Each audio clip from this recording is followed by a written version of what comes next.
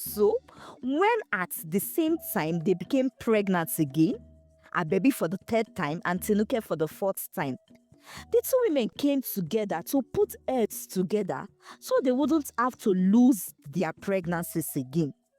A year later, Romoke had another baby, a baby girl this time around. But even that one too died in her sleep at exactly 6 months old. No sickness, no issues, nothing, just death. Once upon a time, in a village called Awuji, there lived two young women. One was called Romoke and the other Ibidun. Romoke and Ibidun do not see eye to eye. Whenever they do, be sure that that very instant, the place will be turned into a war ground. The two women hate each other with a level of intensity that even the devil marvels at. The enmity between the two maidens began right from the very first day they set their eyes on each other. Romoke wasn't originally from Awoji village. She had grown up in another village called Iludun. Iludun was where Romoke's late mother's mother lived.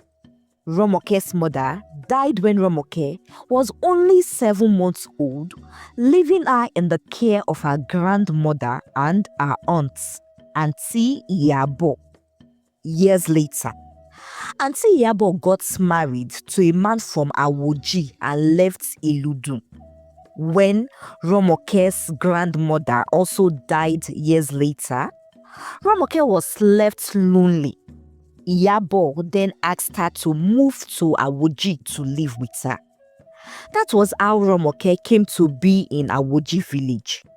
It was on her fourth day there that her paths crossed with Ibidun's. That morning, Romoke had insisted she would go to the stream to fetch water, though her aunt said she should rest since she was still new in the village. "Mommy, please let me do it. I have been here for 4 days already. Moreover, I am not going by myself. I will be going with Ariike," Romoke said, insisting. Ariike is the daughter of Iyabo's neighbor. She is also the same age as Romoke. When they got to the stream, there were other young maidens who were also there to fetch water. Ibidun was one of them. Because Romoke was not used to the stream, she didn't know there was an area at the edge of the water that was very deep. She stepped into that area before Ariike could alert and stop her. She slipped and landed on Ibidun's water pot, which was close by. The water pot broke and Ibidun would not take an apology for an answer.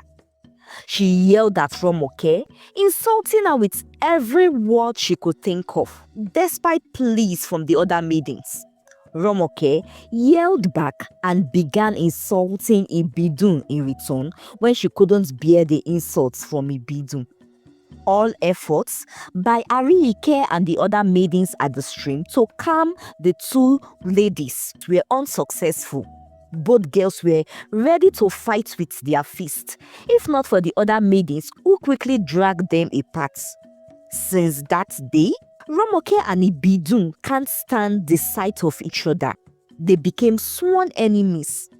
And there was always something to fight each other about whenever their paths crossed.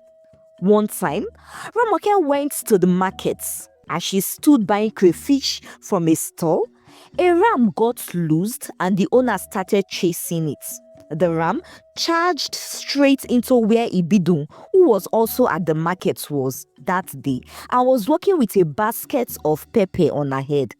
She ran, staggered, and in trying to balance, fell right against Romoke, causing Romoke's basket of items to fall off as well. Romoke, out of rage, gave Ibidun a hot slap, yelling. Ibidun retaliated and another fierce fight ensued between them. Within seconds, both maidens were rolling on the market ground, pulling each other's hair, while women shouted and tried to separate them. Another time, it was at the stream again. Romoke went to wash some clothes and spread her wash clothes on the largest stone there. Ibidun came, asking Romoke to take off her clothes from that stone, and that everyone knew that that particular stone and spot was her spot. Romoke refused and they fought again.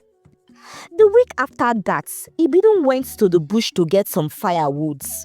While gathering the firewood, Romoke came and claimed that she had been in the bush earlier and that some woods at a spot that Ibidu had taken were hers. That she had gathered and kept them there while she went further to get more woods. As expected, the two maidens argued and fought again until some farmers nearby came to separate them. And for long, this feud between the two ladies went on. No week passed without the two of them clashing. The villagers tried to intervene, but it proved abortive, so they got tired. Even the head chief of the village got tired as well. In fact, Romoke's auntie Atiyabo and Ibidun's mother became enemies as well when Ibidun's mother had mentioned that Romoke should be the one to leave the village because she wasn't from the village, the time the head chief had called the both families for settlement. And so, the enmity graduated from just the two maidens to even their families. They also had supporters group, some girls from Romoke's side and some others chose Ibidun's side, and they constantly clashed. Romoke and Ibidun continue fighting over everything, even over men they like and were crushing on. These men, even though they had intentions to date them, often always left because they couldn't stand the drama between the two maidens. However, finally, one young man called Akin decided to accept and be with Romoke. Akin was a very fine young man. He was the only son of one of the chiefs and one amongst the wealthiest men of Awoji. For long, Ibidu had liked Akin and even confessed her love openly to him. But Akin felt nothing for Ibidu and told her so. As a matter of fact, it was not only Ibidu who likes Akin. Over half of the maidens in Awoji like and wanted him as well. But only Ibidun was bold enough to approach him because she has always been bold and outspoken, and because she actually thought that Akin liked her too, but that he felt shy. She claimed that Akin always looked at her in some kind of gentle and loving way whenever they crossed paths. So she went to him. But when Akin turned her down and told her he never liked her, she felt heartbroken and ashamed.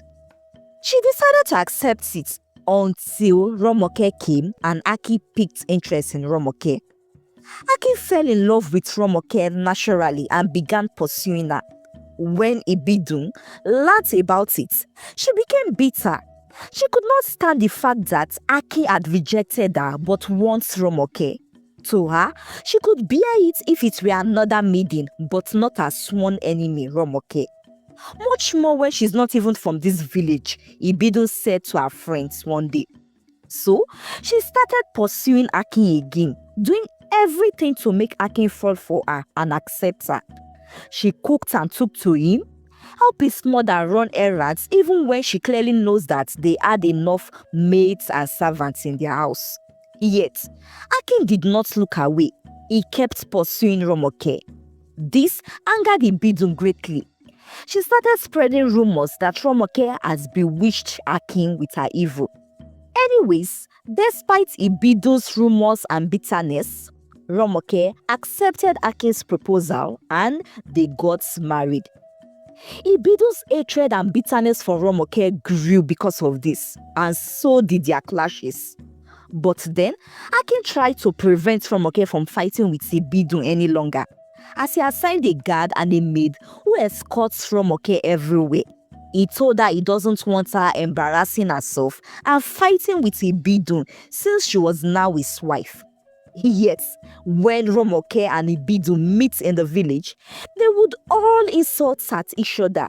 Somehow, they can't seem to ignore each other, and it may seem as though they can't help but argue and fight one another over everything, no matter how inconsequential that thing is. Then came the time Romoke had her first baby, a cute baby boy. However, when the baby got to 6 months old, he died in his sleep. He wasn't sick. Nothing had happened to him. He was strong and healthy the evening before. But Romoke and Akin woke up that morning to find their baby lifeless. They had no explanation for what had caused their baby to die.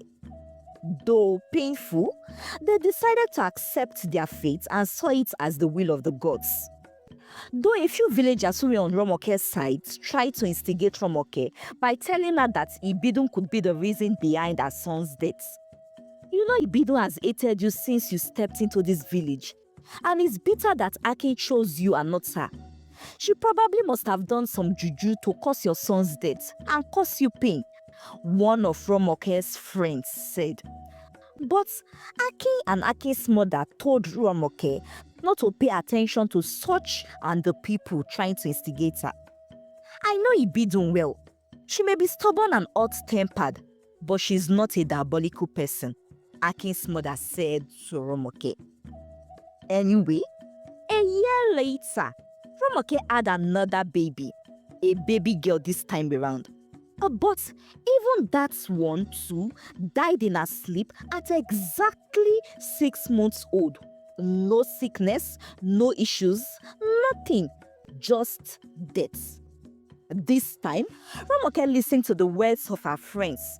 She confronted Ibidun and accused her of using charms to kill her children because she is bitter and hated her. Ibidun also fought back and said she had nothing to do with the death of Romoke's children. This fight between them was intense, as Romoke believed strongly that Ibidun could be responsible for the death of her babies. The matter was taken to the head chief and a conclusion was agreed on how to resolve the issue. Ibidun was asked to swear an oath before the deity of the village to prove her innocence. If found guilty, the consequences would be instant madness. To prove her innocence, Ibidun swore before the chiefs, the chief priests, and the entire village at the shrine. But nothing happened to her because, of course, she was innocent. She might be fierce and hot-tempered, but she wouldn't go that far. Romoke was made to tender an apology to Ibidun for accusing her wrongly, which she did. But the enmity between them still continued silently. They avoided each other like a plague. 2 years later, Romoke had her third baby. But the same thing happened as the other two. The baby died at exactly 6 months in the same way. By this time, Akin's household could no longer keep calm. 3 babies was too much to just fold their hands and do nothing.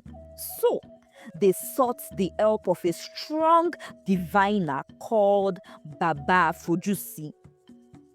After some minutes of doing his divination and consulting with the spirits, Baba Fojusi told them what the spirits of the gods had revealed. Long ago, in a village called Agbogi village, there were 2 particular young couples. One was Abebi and Leki. The other was Tinuke and Ogunyemi. Now, Leki and Ogunyemi were 2 close friends, just as their wives, Abebi and Tinuke, were.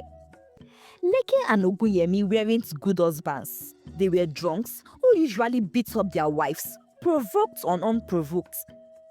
They beat up their wives to the extent that these women lost their pregnancies due to the severe beatings. Abebi had lost 2 pregnancies, while Tinuke had lost 3. In fact, it was this shared sorrow that made the 2 women become close. So, when at the same time they became pregnant again, Abebi for the 3rd time and Tinuke for the 4th time, the 2 women came together to put heads together so they wouldn't have to lose their pregnancies again. our husbands would not stop beating us.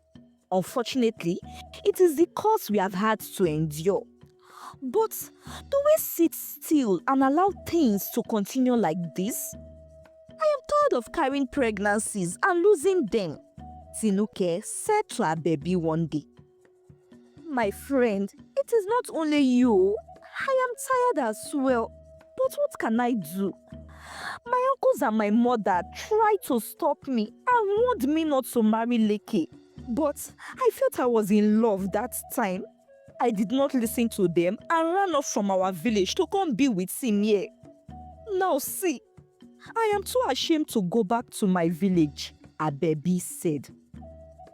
Well, as for me, my own parents fear and worship Oguyemi, so even if I run to them, he will go get me back and my parents wouldn't be able to stop him from taking me away, Tinuke replied.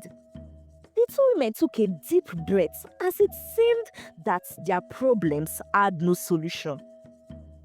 But still, my friend, how long are we going to continue enduring beatings from our husbands?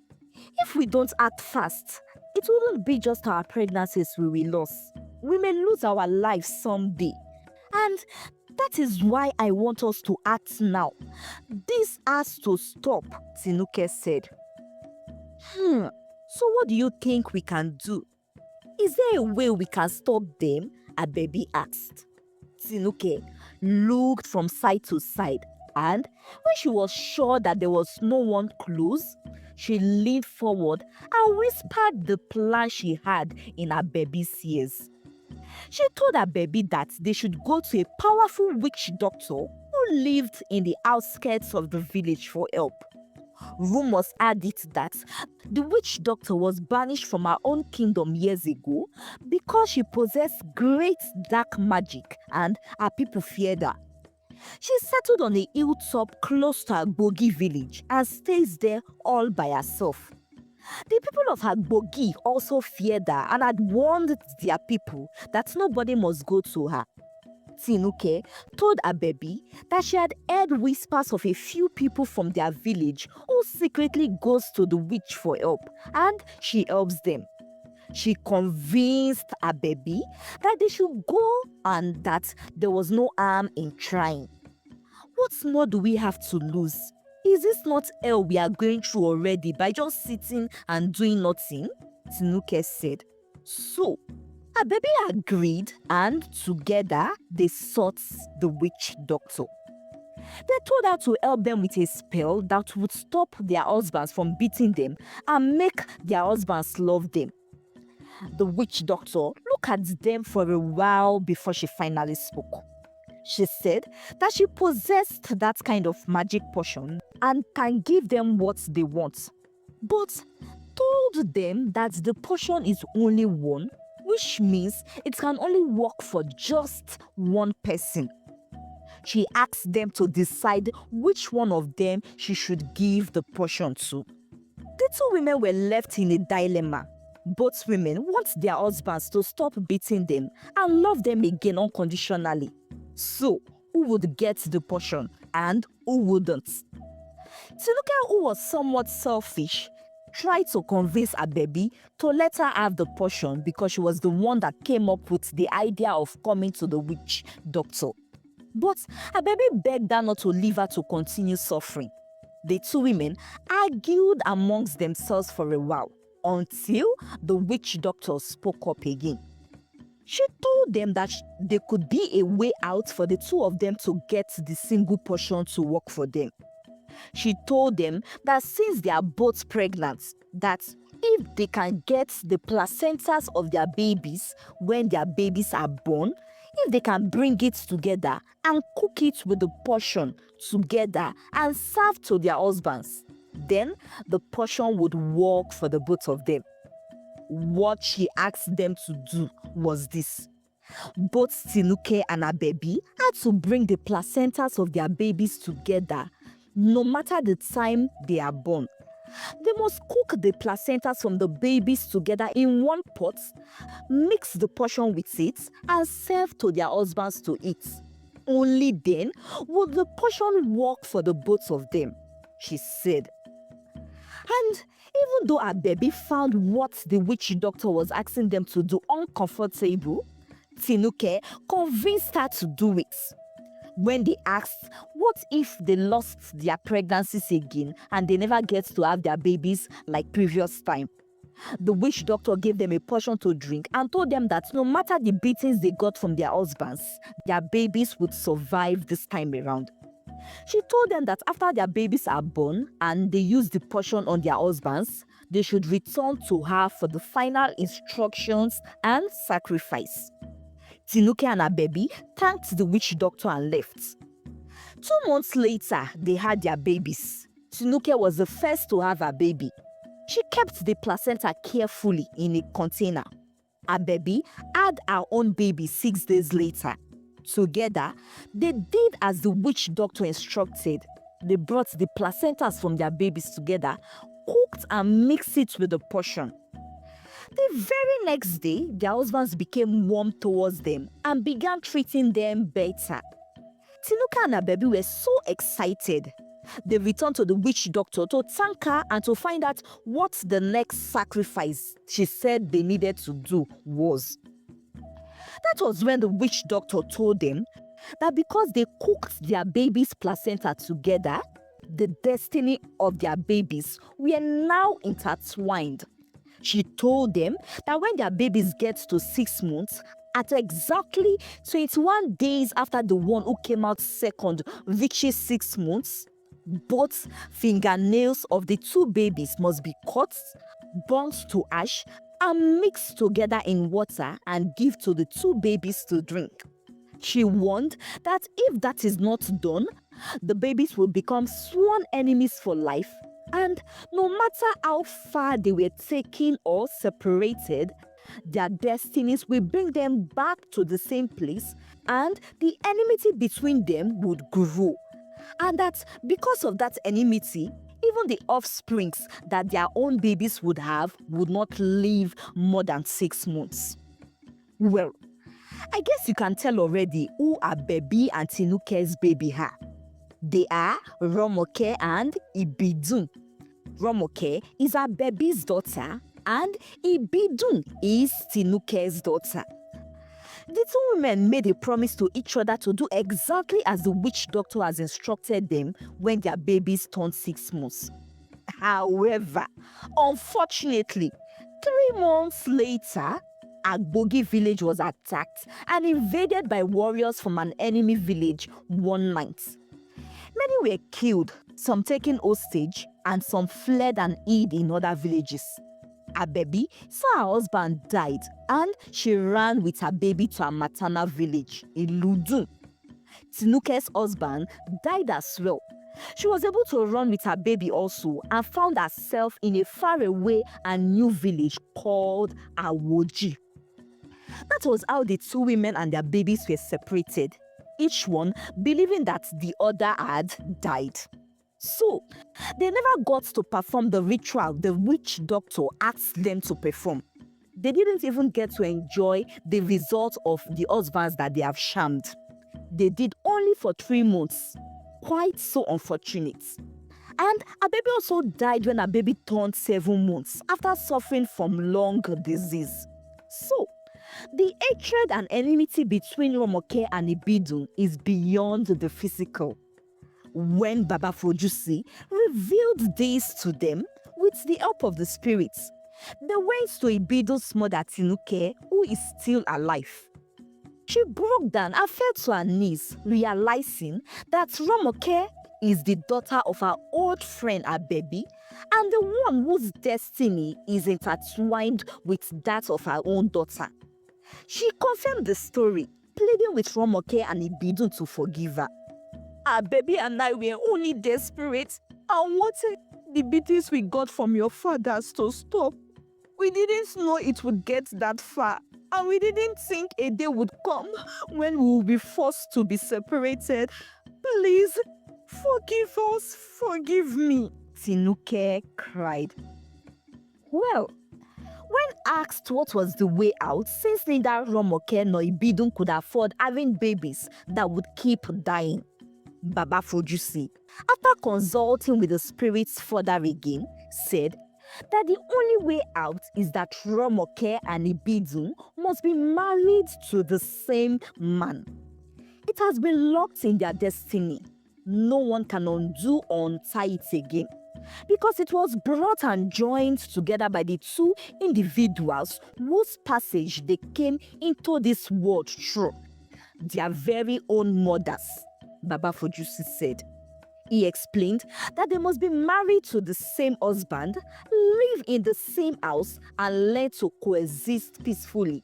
Only then will they have children who will survive.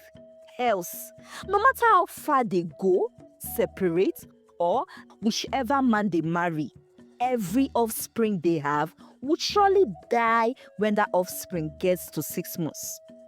And so, Ake was forced to marry Ibidun and Romoke to accept Ibidun as a co-wife. But they refused to love and accept each other still. They still argued and fought almost every day. And because of this, every baby they had kept dying. Romoke lost one more child, and Ibidun lost 2 children. Akin became tired and almost ended the marriage between himself and the 2 women. In the end, the 2 women spoke to themselves. They decided to come together to learn to love and accept each other, just for the sake of peace. Because they sat down to think and told themselves that it would be difficult to find another man to marry the 2 of them in that village. And even if they chose to separate, the deeds and the shadows of their mothers would still chase them. They realized that they were caught in the mistakes and decisions of their parents. Wicked husbands, that is, their fathers, who treated their mothers badly, and desperate women who did what they did without thinking of the future repercussions. They decided to embrace their destiny and make the best way to live with it peacefully. Slowly, they accommodated each other, and at the end, they had 2 children each who lived and continued to uphold the peace in the family. The end. Hello, lovelies. I hope you enjoyed this story. So, what do you think of this story? Do you think people's destiny can be intertwined in this diabolical way? I got this inspiration from a story I heard about some people that said their mothers locked their destinies together. Their mothers brought their destinies together and they became intertwined. Is it possible that ordinary humans can alter somebody's destiny, especially locking it together with somebody else's own? What do you think? I would love to hear your opinions. I hope you enjoyed this story, by the way. Thanks for watching, and I'll see you next in my next story. Bye.